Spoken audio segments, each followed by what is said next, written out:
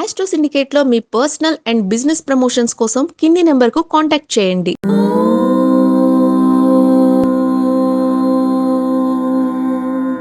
ఓం శ్రీ గురుభ్యో నమః. హరి ఓం. ఆదిత్యాయ చ సోమాయ మంగళాయ బుధాయ చ గురు శుక్ర శనిభ్యశ్చ రాహవే కేతవే నమః. సర్వమంగళ మాంగళ్యే శివే సర్వార్థ సాధికే శరణ్యే త్ర్యంబికే దేవి నారాయణ నమోస్తుతే. అందరము సుసంపన్నమైన ఆర్థిక జీవనాన్ని పొందాలని మనస్ఫూర్తిగా కోరుకుంటూ చాలామంది ప్రశ్న అడుగుతుంటారు, స్వామి ఫైనాన్షియల్గా మాకు డిస్టర్బెన్స్గా ఉంటుంది, డబ్బులు బాగా వస్తాయి, ఖర్చు అవుతున్నాయి, దానికి ఉపాయం ఏంటి అని అడుగుతుంటారు. సరే, జాతకంలో వ్యయస్థానము షష్టమ స్థానము లాంటివి మేము చూసి మేము ఈ పరిహారాలు చెప్పినా చేసుకునే వాళ్ళు కొంతమంది ఉంటారు, చేసుకునే వాళ్ళు కొంతమంది ఉంటారు. కొంతమందికి ఫైనాన్షియల్ డిసిప్లిన్ అంటే ఆర్థికపరమైనటువంటి క్రమశిక్షణ కావాలి. భగవంతునికి ఇస్తున్నాడు, ఖర్చు పెట్టే బుద్ధినిస్తున్నాడు, సంపాదించే బుద్ధినిస్తున్నాడు. ఈ ఖర్చు పెట్టే బుద్ధినిస్తున్నాడు అర్థం ఏమిటి? నిన్ను నీకు నువ్వే వ్యర్థము చేసుకుంటున్నట్టు. పరీక్ష పెడతాడు దేవుడు, ఒక తప్పుడు ప్రశ్నాపత్రం ఇస్తాడు. ఇప్పుడు ఏబిసిడీలు అనేటువంటి మార్కు పెట్టే టిక్స్ పెట్టేటువంటి పరీక్షలు ఉంటాయి. 4 సమాధానాలు ఇస్తాడు, 4 ఒకటి మాత్రమే కరెక్ట్ సమాధానం, మిగతా 3 తప్పుడు సమాధానాలే. కానీ అవి తప్పుడు సమాధానాలు కనబడవు మనకి. దాంట్లో ఒకటి మాత్రమే కరెక్ట్ టిక్ పెడితే మనకు మార్కులు వస్తాయి. అది తప్పుడు సమాధానం పెడితే నెగిటివ్ మార్కులు కూడా ఉంటాయి. మరి ఆఫ్టర్ ఆల్ పరీక్షలోనే నెగిటివ్ మార్క్స్ ఉంటే భగవంతుడు పెట్టే పరీక్షలు మనం పాస్ అయితే ఉత్తమ స్థాయికి వెళ్ళే అవకాశం. ఆయన మనల్ని ఫెయిల్ చేయడానికి ప్రయత్నం చేయడం ఆయన, కానీ ఆయన కింద ఉన్నటువంటి సబార్డినేట్స్ లైక్ శనీశ్వరుడు, రాహు, కేతువు, ఈ గ్రహాలన్నీ కూడా మనల్ని కిందికి దార్చాలి. వీళ్ళని ఎంత కష్టపెట్టి సానబట్టి మంచి రత్నంగా తయారు చేసి భగవంతులను ఐక్యం చేయడానికి వీళ్ళ ప్రయత్నం. ఏది రాహు గ్రహం, ఇతర గ్రహాల యొక్క ప్రభావం. కాబట్టి మనం ఏం చేయాలి? అటువంటి భగవంతుడు పెట్టేటువంటి పరీక్షలో మనం పాస్ అవ్వడానికి ప్రయత్నం చేయాలి. అక్కడ ఒక చెడ్డ వస్తువుని అని చూపించాడు, 100 రూపాయలు సంపాదించే మార్గాన్ని ఇచ్చాడు.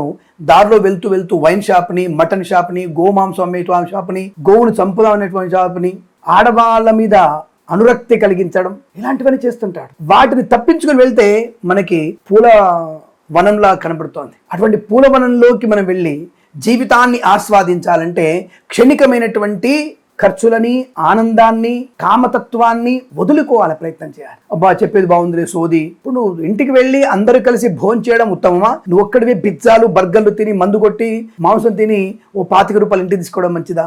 ఆలోచించండి. ఒక మంచి కుటుంబాన్ని ఇచ్చాడు దేవుడు, ఆ కుటుంబానికి కావాల్సిన ధనం కూడా ఇచ్చాడు. కానీ మధ్యలో నీకు ఆటంకాలు కలిగిస్తుంటాడు. ఇవి దాటుకొని వెళ్తే నీ కుటుంబం అత్యంత అనుకూలంగా ఉంటుంది పరిణితి పొందడానికి. దానిని మనము వేదశాస్త్రంలో పురాణయుక్తంగా చెప్పేటువంటి ఈ మాటలైతే ఫైనాన్షియల్ డిసిప్లిన్. నేను ఈ 100 రూపాయలు వచ్చాయి, నేను కంపల్సరీగా 25 రూపాయలు దాచుకోవాలి, వచ్చే నెలకి నేను ఇంకోటి కొనుక్కోవాలి అనేటువంటి తత్వం ఉండాలి. వచ్చిన 25,000, 10,000, ₹1,00,000 జీతాన్ని 25% మనము ఇది నాది కాదు, నేను ఇల్లు, పొలమో, స్థలమో కొనుగోలు చేయాలి, కుటుంబం కోసం వినియోగించుకోవాలి అనేటువంటి క్రమశిక్షణ ఎప్పుడైతే ప్రారంభం చేస్తారో అప్పుడు నీ జాతకంలో అదృష్ట గ్రహాలు నీకు అధిక ధన ప్రాప్తిని కలిగిస్తాయి. ఎప్పుడైతే దాచిపెడుతున్నావో లక్ష్మి నీకంటూ ఒక స్థిరమైనటువంటి బుద్ధిని కలిగిస్తుంది, నీ ఆలోచనలు అభివృద్ధిని కలిగిస్తుంది, స్థిరమైనటువంటి ఆర్థిక ఆనందాన్ని కలిగిస్తుంది.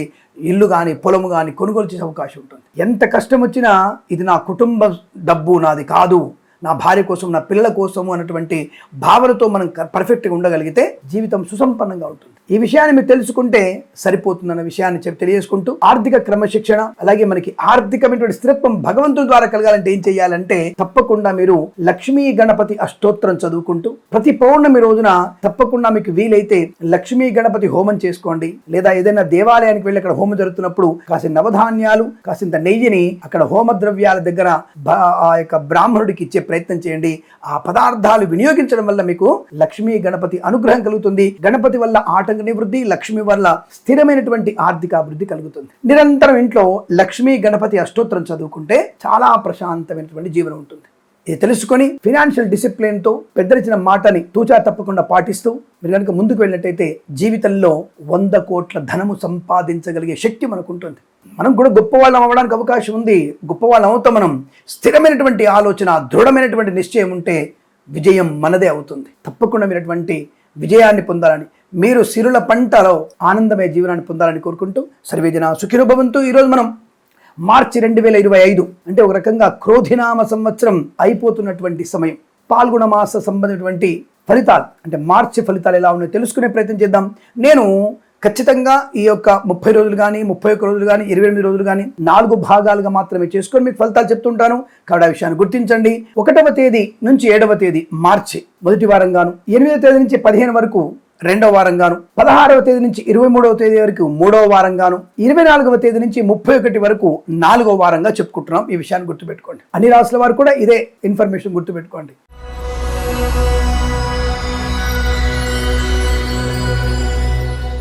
2025 మార్చి 25 మీనరాశి వారి ఫలితాలు ఏంటి? ఆంజనేయ స్వామి షష్టగ్రహ కూటమి కూడా రాబోతోంది. మరి అందరికీ కూడా ఎలాంటి ఫలితాలు ఉండబోతున్నాయి, దానివల్ల ఏం ప్రయోజనం లేదా, మీనరాశి వారికి బాగా కలిసి రాదా అంటే అక్కడ పాపగ్రహాలు కూడా కొన్ని ఉన్నాయి కదా. వారికి ఈ మాసంలో గురుడు మాత్రమే అత్యంత శుభయోకారకుడు. రవి రేపు వచ్చేటువంటి 15వ తేదీ నుంచి రవి కూడా కాస్త శుభుడే అవ్వబోతున్నాడు. అంటే ఏతావాత మీనరాశి వారికి మార్చి 25 మాస ఫలితాలు ఎలా ఉండబోతున్నాయి? అంటే మేము కొత్తగా పెళ్లి చేసుకోవాలనుకుంటున్నాం, కొత్తగా కాపురం పెట్టాలనుకుంటున్నాం, విదేశాలు వెళ్ళాలనుకుంటున్నాం, విదేశాల్లో మనకి గ్రీన్ కార్డు వచ్చే అవకాశం ఉంటుందా? లాంటి ప్రశ్నలకి సమాధానం చెప్పే ప్రయత్నం చేద్దాం. మరి మార్చి మాసంలో మీనరాశి వారికి ఉన్నటువంటి ఫలితాలు ఏమిటో తెలుసుకునే ముందుగా వీరికి 1-2 వారాల్లో అంటే మార్చి 1-2 వారాల్లో సామాన్య ఫలితాలు గాను, 3వ వారంలో అనేక రకాల ఇబ్బందులు పడేటువంటి స్థితిగా చెప్పబడుతోంది, వ్యతిరేక ఫలితాలు ఉన్నాయి. 4వ వారంలో ప్రశాంతతకి మారుపేరు, అదృష్టానికి ఒక పరాకాష్ట లాంటిది మీరు పొందుకోగలిగే అవకాశం. షేర్ మార్కెట్ స్పెక్యులేషన్ లో మొదటి 2 వారాలు ఏదో కొద్దిగా లాభం వచ్చినా 3వ వారంలో తీవ్ర నష్టం, అంటే పాతాళానికి వెళ్ళిపోతారు. 4వ వారంలో అంతరిక్షం వైపు వెళ్ళగలిగేటువంటి షేర్ మార్కెట్ లాభాలు ఉన్నాయి. కాబట్టి మొత్తంగా చూసినప్పుడు ఏముంది, 2 వారాలు సామాన్య ఫలితాలు, 1 వారం నష్టము, 4వ వారంలో పర్వాలేదు. అంటే మళ్ళీ యథాస్థానం జరిగింది. 100 రూపాయలు వచ్చాయి, కష్టపడ్డారు, 100 రూపాయలు వచ్చాయి, మళ్ళీ 100 రూపాయలు కష్టపడ్డారు, 100 రూపాయలు వచ్చాయి. 3వ వారంలో 200 నష్టం వచ్చింది, 4వ వారంలో 400 లాభం వచ్చింది. అంటే అన్ని కూడా మాస ఫలితాల్లో సమానమైన స్థితి కనపడుతోంది. మరి ఇక్కడ నష్టం ఎవరికి వచ్చిందయ్యా అంటే విద్యార్థులకి. ముందు నుంచి చదువుకోమని అమ్మ చెప్పిన వాట్సాప్లు, ఫేస్బుక్లు, ఇంకో బుక్కులు, ఇంకో సినిమాలు, అది చూద్దాం ఇది చూద్దాం అనే భావనతో సమయాన్ని వృధా చేసుకొని ఆఖరి నిమిషంలో మీరు చదువుతున్నటువంటి చదువు మీకు నష్టాన్ని కలిగిస్తుంది. మన దగ్గర మీకు మాస ఫలితాలు దాదాపు ఒక 15 రోజుల ముందే వచ్చేస్తాయి అనుకుంటాను, 10 రోజుల ముందు 10 రోజులు వచ్చేస్తాయి. కాబట్టి ఇవి తెలుసుకొని ఎలా ఉండాలి ప్రయత్నం చేయండి. ఎందుకంటే జన్మజాతకాన్ని తప్పకుండా చూయించుకోండి. ఈసారి పరీక్షల ముందు తప్పనిసరిగా జన్మజాతకాలు చూయించుకుంటేనే మంచిది. మొదటి 2 వారాల్లో ఏదో మార్కులతో పాస్ అయిపోదాం, ఒక 35 మార్కులు పాస్ అయితే 40 మార్కులు వచ్చేస్తాయి అనుకోవచ్చు. కానీ 3వ వారంలో జరిగేటువంటి పరీక్షలలో మీరు ఇబ్బందులు పడే అవకాశం ఉంటుంది. మీనరాశి వారు చాలా జాగ్రత్త ఉండాలి. ఇతరుల మీద ఆధారపడకూడదు, మాస్ కాపింగ్ పాల్పడకూడదు. తస్మాత్ జాగ్రత్త. దుస్తుల సాంగత్యం మీకు నష్టాన్ని కలిగిస్తుంది, వారి సావాసం మీకు విద్యా నష్టాన్ని కలిగిస్తుంది. ప్రభుత్వ ఉద్యోగస్తులు కూడా భోక్తలుగా అంటే ప్రజల భోక్తగా మారే అవకాశం ఉంది కనుక జాగ్రత్త. బల్ల కింద గాని, బల్ల పక్కన గాని, హోటళ్లలో కలుద్దామని గిఫ్ట్ పంపి అని చెప్పినా మీరు పట్టుబడడం ఖాయం. 3వ వారంలో అటువంటి దౌర్భాగ్యత, లంచాలు పుచ్చుకొని పట్టుబడడం, కలర్ ఫోటో పేపర్లో రావడం ఖాయము. మిగతా రోజులలో లంచం పుచ్చుకోవచ్చా అని అడిగేటువంటి వ్యక్తులకి సమాధానం, మీ కర్మ కాలిపోతే అది ఎప్పుడైనా మీకు దరిద్రం వెంటాడుతుంది, జాగ్రత్త. ఇక కళాకారులకి, క్రీడాకారులకి 3వ వారంలో అవమానాలు ఎక్కువగా ఉన్నాయి. డోపింగ్ టెస్టుల్లో పట్టుబడే అవకాశం ఉంటుంది. సినిమా రంగంలో కూడా 3వ వారంలో నష్టము. నటీనటుల యొక్క రాసలీలో బయటపడి ఒక పెద్ద నటి మణి తన యొక్క పరువుని తానే తీసుకునే ప్రయత్నంలో ఉంటారు, జాగ్రత్త. ఒక నటుడికి కూడా పెద్ద వాహన ప్రమాదం జరిగే అవకాశం, అంటే పేరు కలిగినటువంటి ప్రమాదం. అంటే పేరు కలిగిన నటుడికి పేరు చెప్పొచ్చు కదా, నువ్వు నిజమైన జ్యోతిష్యుడు అయితే. చెప్తున్నాను కదా, మీన రాశిలో ఉన్నటువంటి వ్యక్తులు అయితే ఎవరు చదువుతుంటారో అంటే ఉత్తరాభాద్ర, పూర్వభాద్ర, రేవతి నక్షత్రం వాళ్ళు. పూర్వభాద్ర 4వ పాదం, ఉత్తరాభాద్ర, రేవతి 4 పాదాలు ఎవరైతే ఉన్నారో మీనరాశికి చెందినటువంటి నటుడు, నటీమణి. ఈ నటీమణి గారు రాసలీలతో కనబడతారు. నటుడు మాత్రం యాక్సిడెంట్ అవ్వడం జరుగుతోంది, అది కూడా మద్యపాన సేవన చేసి. జాగ్రత్తగా ఉండండి. నిజమే డేట్ ఆఫ్ బర్త్ చెప్తే మనం చూడగలుగుతాం, మాకు చెప్పకపోతే మేము ఏం చేస్తాం? కేవలం పేర్లను బట్టి చూడడానికి ఏమైనా ఆసామినా? కాబట్టి జాగ్రత్త. తెలిసిన విషయం వరకు చెప్పగలిగే ప్రయత్నం. ఈ నటులకి నష్టం పొందుకునే అవకాశం ఉంది, జాగ్రత్తగా ఉండండి. మరి స్వామి మీనరాశి వారికి ఉచ్చ స్థితిలో శుక్రుడు ఉన్నాడు కదా, మరి అనుకూలంగానే ఉండాలి కదా అంటే మరి కొన్ని గ్రహాలు వ్యతిరేకంగా ఉన్నాయి. పాపగ్రహాలు అత్యంత బలంగా ఉన్నాయి, పుణ్యగ్రహాలు, శుభగ్రహాలు వచ్చేసి కాస్తనే లాభకరంగా ఉన్నాయి. కాబట్టి ఈ మాసంలో మనకి 2 వారాలు సామాన్య ఫలితాలుగా, 4వ వారం అనుకూల ఫలితమైన అదృష్ట ఫలితంగా, 3వ వారం నష్టంగా కనబడుతోంది, జాగ్రత్తగా ఉండండి. విద్యార్థులకి 4వ వారంలో అదృష్ట యోగం, మంచి విద్యా రాణింపు, పోటీ పరీక్షలు కానీ, IELTS, GRE, TOEFL లాంటి పరీక్షల్లో కూడా విజయం సాధించే అవకాశం. కొత్త వ్యాపారం చేయాలనుకుంటే మీరు 4వ వారాన్ని వినియోగించుకునేటువంటి ప్రయత్నాన్ని చేయండి. మత్స్యకారులకి 4వ వారం లాభాలు. 1-2 వారాల్లో సామాన్య ఫలితాలు. 3వ వారంలో మత్స్యకారులు సముద్రంలోకి వెళ్ళకూడదు, ప్రమాదాన్ని కొని తెచ్చుకోకండి.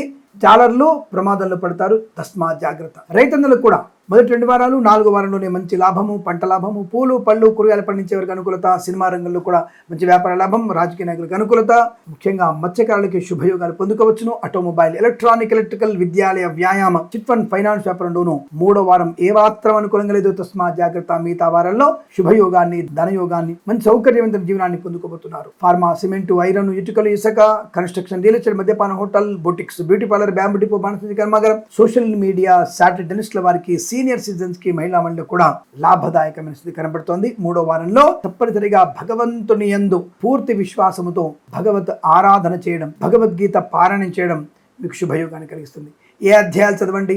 మొత్తము చదవాలి. భగవద్గీత మొత్తము చదవడం వల్ల ప్రయోజనం. లేదా కనీసం 8 నుంచి 18 అధ్యాయాలు చదవండి. శుభయోగాన్ని పొందుకుంటారు. తప్పకుండా మీకు కలిసి వచ్చేటువంటి అదృష్టంగా చెప్పవచ్చును.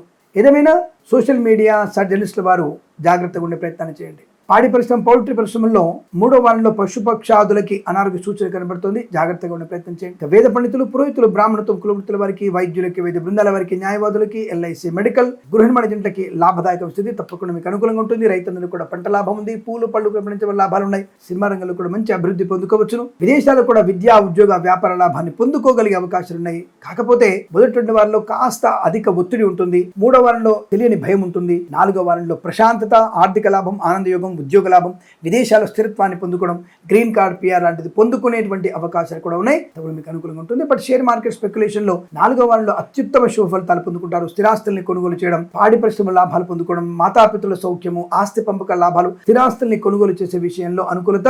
అలాగే మీరు ముఖ్యంగా ఐఎల్స్, జిఆర్ఈ, టోఫెల్ లాంటి పరీక్షలు రాస్తుంటే 4వ వారం ఏర్పాటు చేసుకుంటే మీకు చాలా మంచిదిగా చెప్పబడుతుంది. అనవసర ప్రేమ కలాపాల్లో ఈ మొదటి 3 వారాల్లో నష్టాలు పొందుకుంటారు. 4వ వారంలో పెద్దల అంగీకారాన్ని పొందుకునే ప్రయత్నం, వివాహ సంబంధ యోగ్యత, సత్సంతాన ప్రాప్తి పొందుకోవచ్చు. కృత్రిమ సంతానం కోసం ప్రయత్నం చేస్తుంటే మాత్రం ఖచ్చితంగా మీరు 4వ వారం మాత్రమే ఏర్పాటు చేసుకోండి. అనుకూలంగా ఉంటుంది. పూచికత్తుగా సంతకాలు చేయకండి. నష్టాలు పొందిన అవకాశాలు ఉంటాయి. అలాగే విద్యాలయ, వ్యాయామ, చిట్ ఫండ్, ఫైనాన్స్ వ్యాపారంలోను, ఆటోమొబైల్, ఎలక్ట్రానిక్, ఎలక్ట్రిక్ వ్యాపారంలోను, అలాగే స్వర్ణకార వ్యాపారస్తులకి, సీనియర్ సిటిజన్స్ కి, మహిళా మండలికి కూడా అనుకూలంగా శుభయోగాల పరంపర కొనసాగుతుంది. ఏదేమైనా 3వ వారంలోనే జాగ్రత్తలు పాటిస్తూ మొదటి 2 వారాల్లో ప్రశాంతంగా మీ పనులు మీరు చేసుకుంటూ వెళ్తే అనుకూలత ఉంటుంది. ఆనందయోగంగా చెప్పవచ్చు. ఈ మాసం ప్రతి మాసం కూడా మీకు అదృష్టాది ఆనందమయ శుభజీవనం పొందాలని కోరుకుంటూ సర్వేజన సుఖినో భవంతు. ప్రేమతో మీ కిరణ్ శర్మ.